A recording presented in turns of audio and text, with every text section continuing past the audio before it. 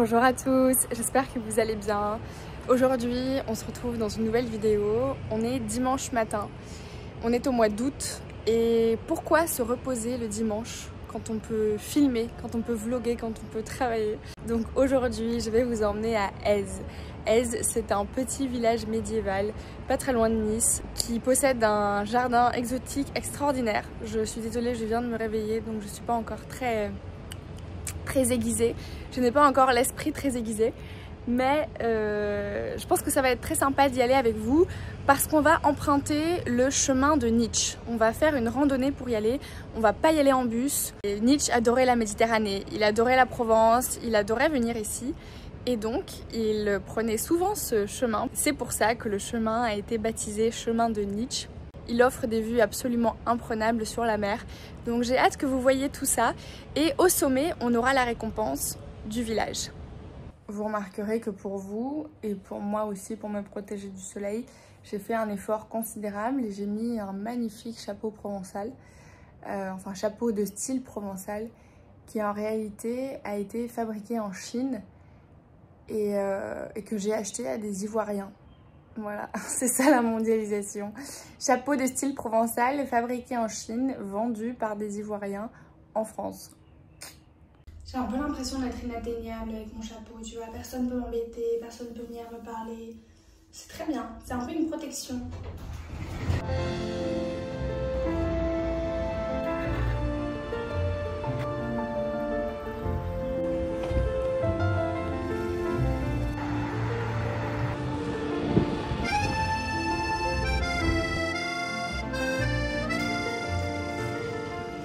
Apicina Biblioteca, c'est en langue monégasque, une langue qui malheureusement n'est plus vraiment parlée à Monaco, qui est assez proche du français et de l'italien. Et je regarde toujours s'il y a des livres ici que je peux prendre.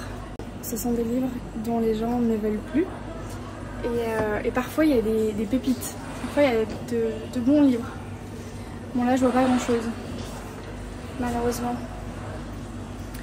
Je vois même rien du tout. Drapeau monégasque, si vous ne saviez pas à quoi ça ressemblait. Nous, on prend le train direction Grasse à 10h50. Il faut que je me dépêche, c'est dans 6 minutes. Et vous allez voir, le train s'arrête au milieu de la voie parce que c'est un train court. Donc il faut courir pour l'attraper si on n'arrive pas à l'avance. Les gens se font toujours avoir. Quand on se fait avoir, ça signifie qu'on se fait piéger. On se fait avoir. C'est trop drôle. Mais attention, ce n'est indiqué nulle part que le train s'arrête au milieu de la voie. Donc les gens ne savent pas en fait. Donc les gens, enfin, personne nous dit. Pourquoi vous dites pas aux gens, la SNCF? Oui bon ça va. Pourquoi vous dites pas qu'il faut aller au milieu de la voie? On dirait que les Français ils veulent juste vous faire, galérer. Vous voyez? Ils veulent vous faire courir, ils veulent vous faire allez, tu dois mériter ton train.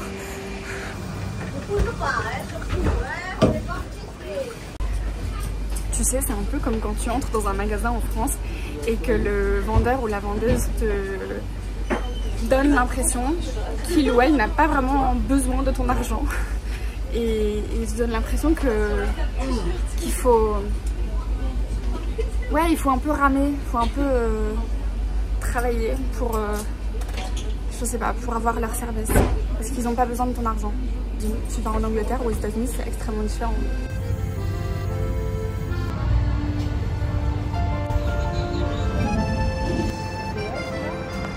Oui. Ah. Recule. À trop s'approcher des voies, vous allez finir par voir arriver la mort en face. C'est glauque, hein. Mieux vaut un petit coup de pression, little bit of pressure, qu'un gros choc, than a big shock. Ça, c'est pas faux. Vous avez tous les gens qui attendent le bus pour aller à Èze. On va y aller à pied. Il fait chaud, il fait lourd. Je sais pas pourquoi je fais ça honnêtement. Je fais ça pour vous, je pense. Mais on va y aller à pied et ça va être 10 fois mieux. Il y a des gens qui marchent aussi là. Voilà, c'est le sentier Nietzsche. 2120 mètres. Ça prend à peu près 1 heure. Ça, c'est la Villa Marguerite. J'étais sûre que les marcheurs étaient allemands parce que il y a vraiment que les Allemands pour marcher comme ça, pour aimer marcher comme ça. Ça c'est un truc qu'on a en commun. Les Français et les Allemands, on aime bien randonner.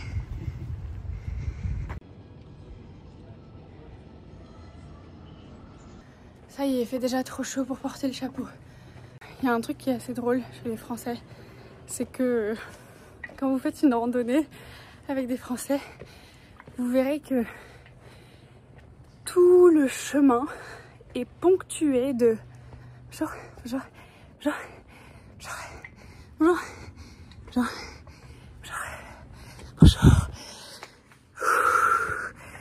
On dit bonjour à tout le monde, même quand on est à bout de souffle.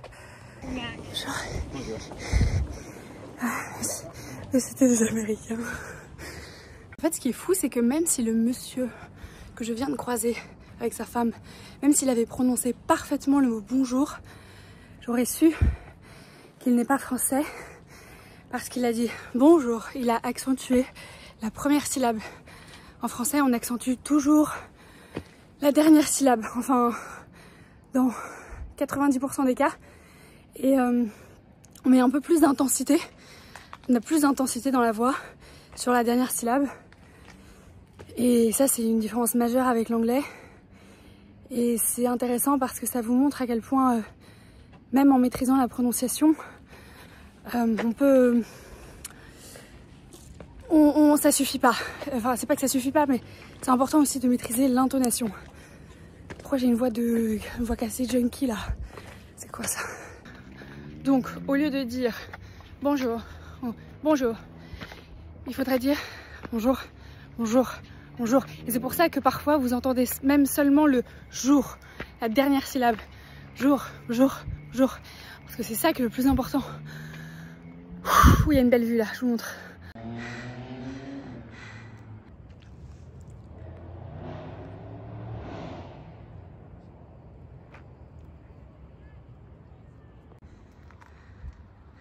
Je m'assois pour boire une gorgée d'eau et pour regarder la vue, parce que c'est quand même assez exceptionnel. Et là, il y a une famille d'Italiens qui passe, 2 parents et leurs 2 enfants. Et le petit garçon, il veut s'arrêter, comme moi. Et il dit à son père, je veux m'arrêter. Et le père dit, non, c'est les touristes. Mais en fait, premièrement, c'est pas les touristes, c'est les Français. Moi, je suis française, je suis en France. Toi, t'es italien, c'est toi le touriste. Deuxièmement, je comprends l'italien et fais attention parce qu'il y a énormément de gens en France qui parlent une autre langue que le français. Donc, méfiez-vous. Ça me fait trop rire, quoi. Touriste, non, mon gars. Non, moi j'habite ici, toi, non. Ah non, mais les gens, ils sont tarés. Merci. C'est chaud, hein?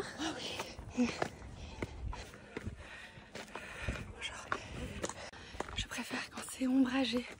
Quand il y a de l'ombre, on dit que c'est ombragé. Il y a une dame qui vient de passer avec un ventilateur de poche. J'ai trouvé ça formidable. On peut dire ce qu'on veut, mais les Américains, ils sont quand même forts pour avoir des gadgets hyper pratiques. Je sais pas ça, moi. Mais je veux bien avoir un ventilateur de poche. Ce serait génial. On dirait que les Français, parfois, ils veulent que la vie soit difficile. Ils veulent pas se simplifier la vie, se simplifier le quotidien. Je sais pas, c'est pas dans leur mentalité. C'est pas dans leur gène. Il m'arrive d'avoir envie de tout arrêter. De jeter mon téléphone par la fenêtre, de partir m'isoler dans la montagne avec des chèvres et de sentir le calme autour de moi. Je sais, c'est un caprice de riche, de personne qui n'a pas de vrais problèmes. Partir loin, échapper aux sollicitations d'autrui, fuir le bruit ambiant et les stimulations extérieures. Tout ça m'attire énormément par moments, comme vous, j'imagine. Aujourd'hui, mon travail c'est devenu ma vie et ma vie mon travail. Pas d'une mauvaise manière, mais les 2 domaines sont si enchevêtrés que parfois je ne rêve que d'une chose, c'est de n'avoir plus aucune responsabilité, aucune idée de contenu, aucune obligation de répondre à mes élèves, ni de trouver la prochaine idée de vidéo ou d'article à écrire.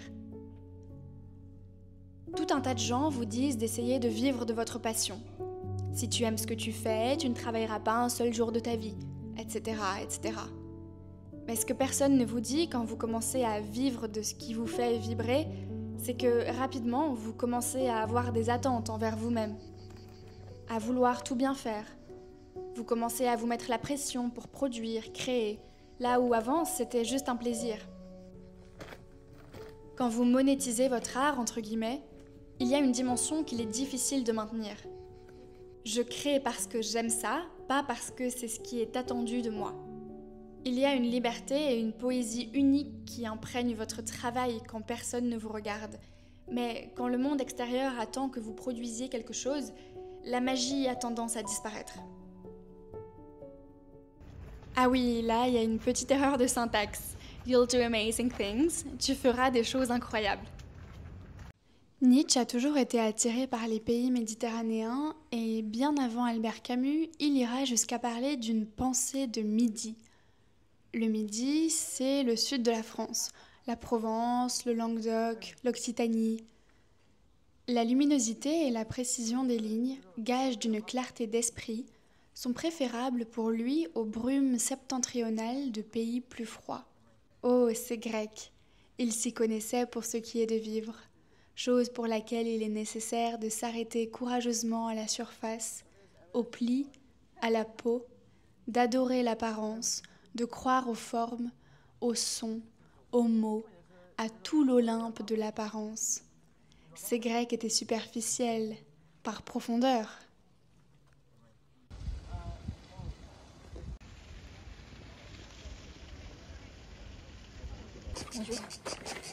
Excusez-moi, vous êtes québécois? Oui. Ah, d'accord. Parce que je vous ai entendu dire esti. Ouais, Et on m'a dit que c'était un grave gros mot, ça. Bon, c'est pas si grave. Ah bon? Non, non. D'accord.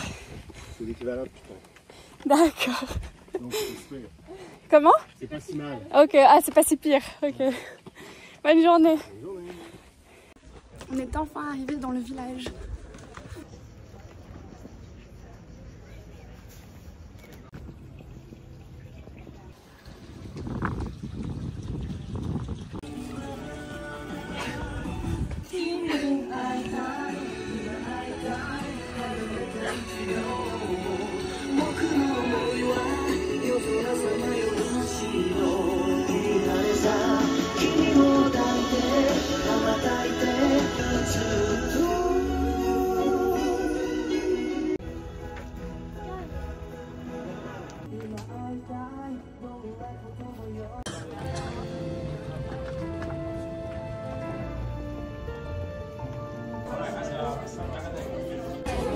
Bonjour, je vais prendre 2 bouteilles d'eau plate s'il vous plaît.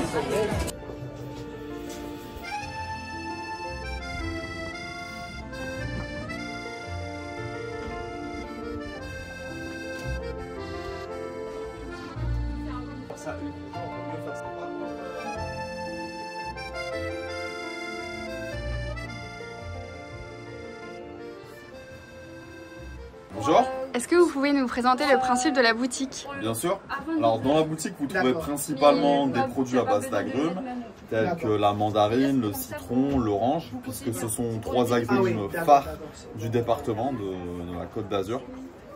Alors nous avons donc en premier lieu ici, on a la partie liqueur, vin d'apéro, bière, donc qui est tout ce qui est donc apéritif, digestif. Donc là, on le voit ici sur cette aire-là. Donc on a la liqueur de mandarine, on a le limoncello qui est typique de Menton. C'est un limoncello IGP, indice géographiquement protégé. Et puis on a des crèmes. Les crèmes qui sont des liqueurs avec un sirop de lait, un petit peu comme le Baileys. D'accord. Voilà. Si on commence à découvrir le citron de Menton, vous recommandez plutôt les liqueurs ou les crèmes? Alors, dans un premier temps, c'est plus approprié de goûter le limoncello de Menton. D'accord. Parce que c'est vraiment la classique. D'accord. Et en plus de ça, le citron de Menton, ce qu'il faut savoir, c'est un citron, on mange tout, on mange même la peau. Ah ouais? Voilà, c'est un citron, on ne laisse rien. Voilà. D'accord. Voilà. Et à part toutes ces liqueurs et ces crèmes alcoolisées, bon, vous avez énormément de produits dérivés. Tout à fait. Qu'est-ce que vous recommanderiez de goûter absolument? Que ce soit en termes de tapenade, chocolat Alors, là, je vais partir un petit peu. Alors, c'est un petit peu subjectif. Oui. Je recommande déjà vraiment la mandarine, la confiture de mandarine qui est vraiment très prenante. On a vraiment l'impression quand on goûte la confiture de mandarine de croquer dans une mandarine, vraiment dans le fruit.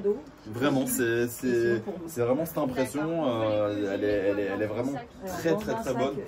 Et on a le miel mandarine. Le miel mandarine, c'est un miel, je précise bien, c'est un miel d'acacia en base, le plus neutre possible, auquel on va ajouter des extraits d'huile essentielle. Vraiment ça, c'est comme si c'était un bonbon liquide. Vraiment en bouche, ça fond en bouche, le miel il est incroyable. Vraiment, c'est incroyable. C'est du miel d'ici. Voilà, c'est du miel d'ici. D'accord. Okay. C'est vraiment moi ce que je conseille. On va rester plus sur la confiture, le miel. Et après moi j'aime beaucoup le chocolat. Moi vraiment le chocolat c'est vraiment mon péché mignon. Oui. Chocolat noir orange, c'est incroyable. Chocolat noir orange, vraiment. Si vraiment vous aimez le chocolat, je vous invite à le goûter parce que c'est une pâte à tartiner qui fond en bouche, elle est incroyable, elle est exquise, franchement, bien meilleure que le Nutella. Ouais, ça m'étonne pas. Sur des crêpes, sur des gaufres, sur des pancakes, à la cuillère, franchement, vous pouvez y aller, c'est top. Vous vous retrouvez ici à Aise et à Menton. Exactement, au pays du, alors je vous donne 2 adresses, au pays du citron à Menton, voilà pour le citron. Le citron aussi, il y a aussi chaque année, il y a la fête du citron au mois de février. Donc ça c'est aussi un événement qui est phare ici dans le département. Et puis la mandarine ici au pays de la mandarine. Tout à fait. Super, voilà. Merci beaucoup. Je vous en prie. Alors je vais goûter la liqueur de mandarine.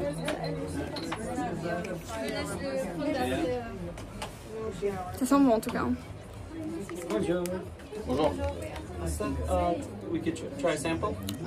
C'est bon. Ah, c'est bien sucré. Bien sucré mais bien alcoolisé. Très bon.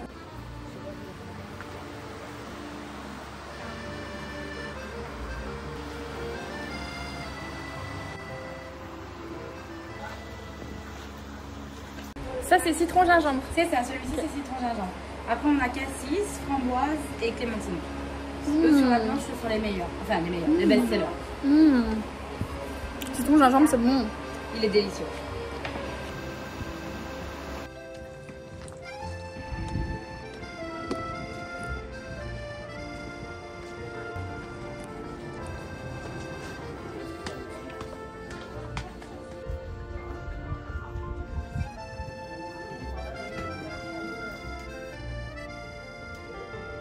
Joli petit chat.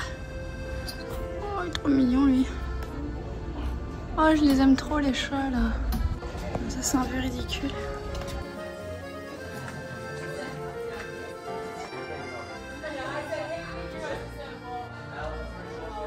Normalement, il y a de l'eau qui coule dans cette vasque. En hiver, ça coule.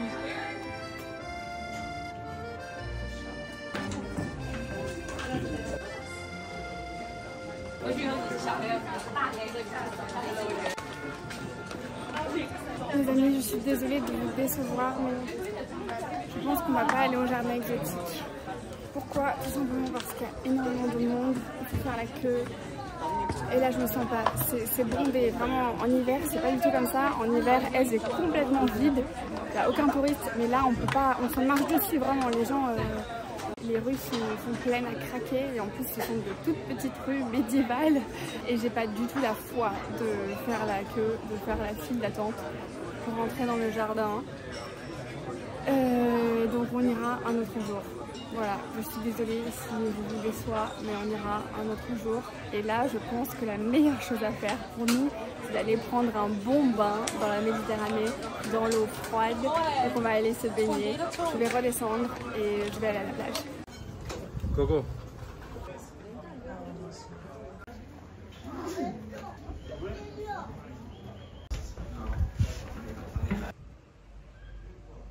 Je sais qu'il y a plein de gens pour qui c'est génial de s'asseoir là au restaurant et de déjeuner. Pour moi c'est un cauchemar de déjeuner quand il y a autant de monde comme ça. Il fait super chaud, t'es au milieu de tout le monde, il y a de la musique. Enfin ça n'a rien de relaxant et ça n'a rien d'authentique, pardon, mais